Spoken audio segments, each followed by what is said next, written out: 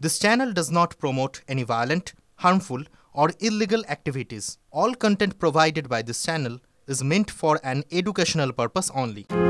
ভারতীয় রেলের বিকাশ ধারা অব্যাহত। কাশ্মীর থেকে কন্যাকুমারী এক সূত্রে গাঁথাই ভারতীয় রেলের মূল উদ্দেশ্য। সেই কারণেই প্রতিদিন দেশের নানা প্রান্তে শুরু হচ্ছে নতুন নতুন রেল পরিষেবা, পাতা হচ্ছে নতুন রেল লাইনও।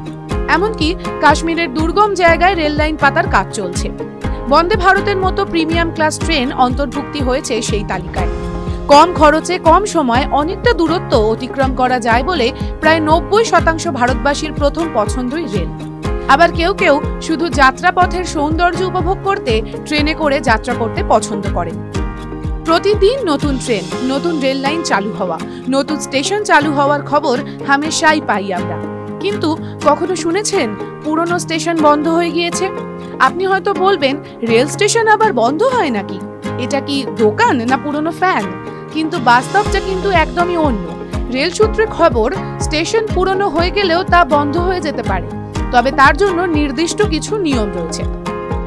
রেলওয়ে মন্ত্রক সূত্রে খবর, যদি কোনো স্টেশন অব্যবহারযোগ্য বলে বিবেচিত হয় বা যাত্রী সুবিধার দিক থেকে সেই স্টেশন উপযুক্ত বলে বিবেচিত না হয়, তখন রেলওয়ে প্রশাসন সেটি বন্ধ করে দিতে পারে। যে কোনো হল স্টেশনে রেলওয়ে সেই স্টেশন বন্ধ করতে পারে।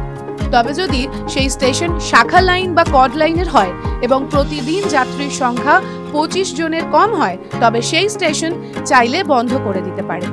প্রধান লাইন বা মেইন লাইনের কোনো স্টেশন হলে যদি প্রতিদিন 50 জনের কম যাত্রী থাকে, তাহলে সেই স্টেশন বন্ধ করে দিতে পারে। প্রসঙ্গত, অব্যবহৃত স্টেশন চিহ্নিত করে তা বন্ধ করা একটি ধারাবাহিক প্রক্রিয়া। 2020-21 সালেই অন্ধ্রপ্রদেশে 7টি স্টেশন ব্যবহার না হওয়ার কারণেই বন্ধ করে দেওয়া হয়েছিল। TV9 Bangla digital.